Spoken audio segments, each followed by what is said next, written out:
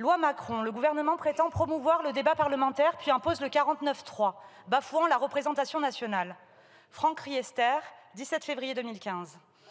13 novembre 2023, 8 ans plus tard, le même Franck Riester déclare « Par la présente lettre, sur le fondement de l'article 49.3 de la Constitution, j'engage la responsabilité de mon gouvernement. » Madame Borne ne fait même plus l'effort de se déplacer devant les représentants de tous les Français pour leur annoncer qu'elle ne tiendra pas compte de leur vote. Nous y voilà donc au 17e 49.3 en un peu plus d'un an. 17. Ça en devient ridicule de faire comme si nos voix et celles que nous représentons ici comptaient réellement pour quelque chose dans la fabrique de la loi.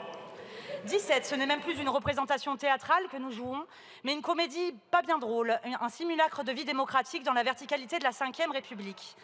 17, c'est le nombre de mois exactement que nous sommes élus ici. 17 mois que, comme certains de mes collègues, j'exerce mon premier mandat. 17 fois que l'on me somme de me taire, voire d'applaudir à vous voir arriver. 17, je ne sais pas s'il faut en rire ou en pleurer. 17, non, ça n'est pas une comédie, c'est un drame, un thriller dépourvu de tout suspense hitchcockien.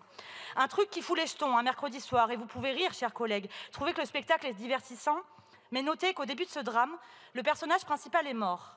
C'est la démocratie.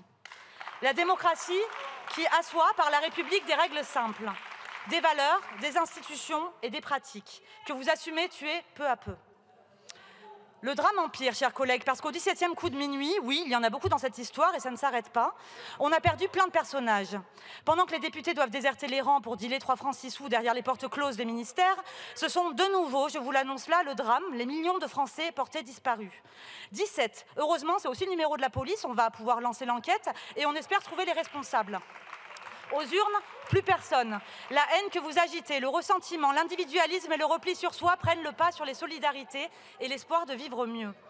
Ce sont les victimes de ce thriller que vous pensiez en huis clos dans cet hémicycle, Madame la Première ministre. Mais je suis au regret de vous annoncer que nous sommes filmés, que des millions de gens nous regardent, qu'ils entendent parler de ce que vous faites, de ceux que vous normalisez dans nos institutions et nos manifestations républicaines, de ce que vous banalisez dans le piétinement de la représentation nationale. Tout cela, nul ne sait ce qu'il en adviendra. Des millions de gens ont défilé dans les rues pour s'opposer il y a quelques mois à la réforme des retraites que vous avez passée en force. Des millions de gens ont voté, parfois pour la première fois, lors des élections de juin 2022, parfois avec colère, parfois avec résignation, parfois avec grand espoir. Et ils ne le feront plus, parce que vous leur enlevez leur voix pour des petits jeux politiques.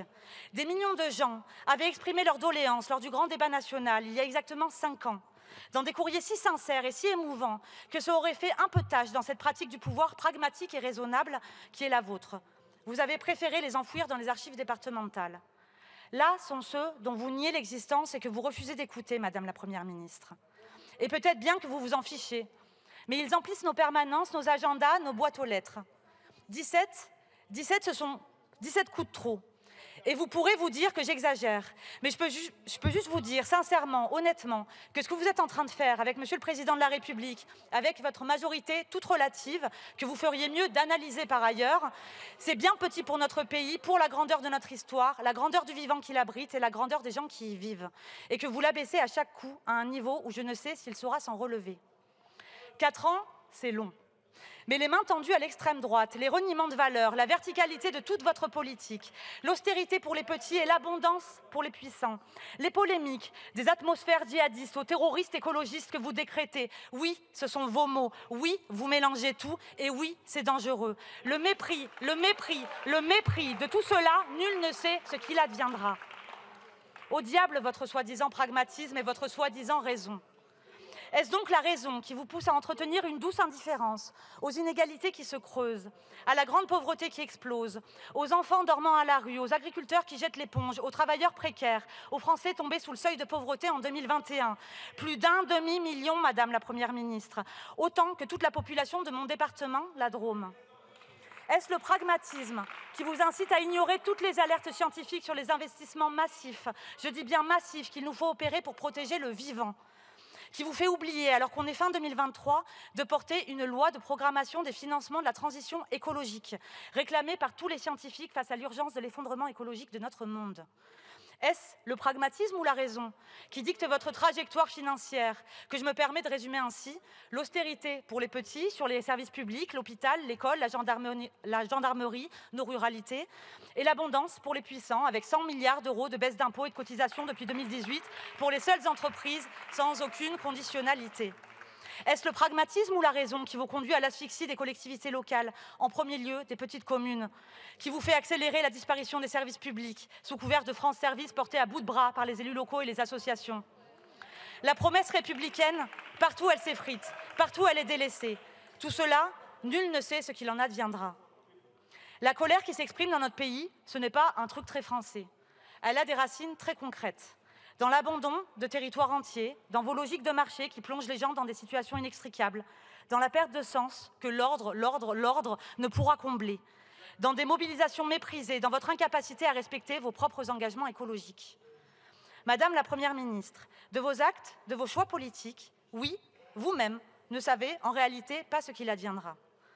Je peux juste vous dire qu'il aurait pu en être autrement, que la République, elle n'est jamais acquise, que c'est une conquête permanente, et qu'on pourrait faire tellement mieux pour en être à la hauteur. Car notre République, c'est la liberté. La liberté, c'est de pouvoir s'émanciper de ce que la société nous assigne. La liberté d'aller et venir, de pouvoir poursuivre le chemin que l'on s'est choisi, de pouvoir poursuivre ses rêves, qu'on vienne d'un petit village enclavé ou d'un quartier populaire. De pouvoir aimer, de pouvoir voyager, travailler ou de ne pas travailler, peu importe, de pouvoir vivre dignement.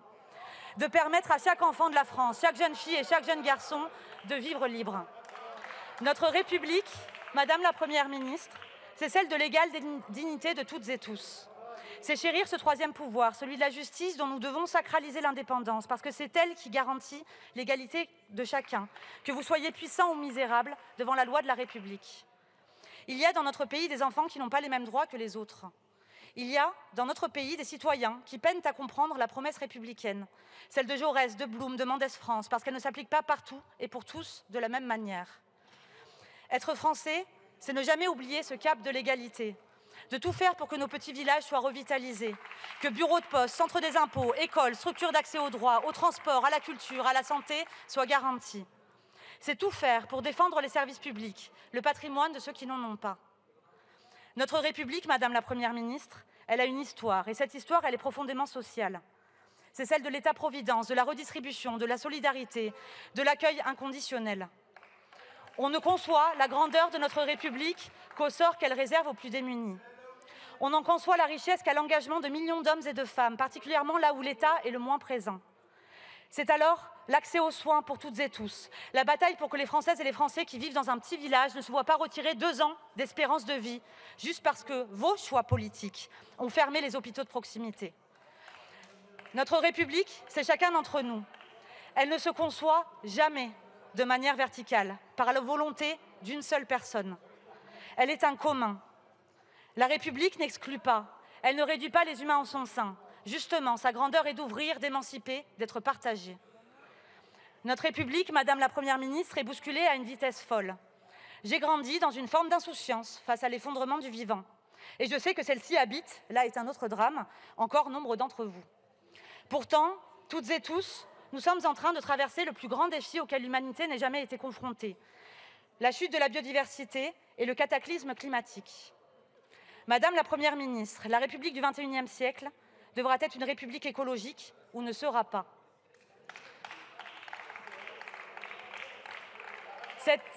Cette République-là, ce n'est pas un vieux texte constitutionnel duquel on tire des fondements pour piétiner l'Assemblée nationale et ce qui s'y exprime. Cette République-là, c'est notre devoir que de la faire advenir. Et nous sommes ici, au moins 151 députés, je dis bien au moins, pour la faire advenir.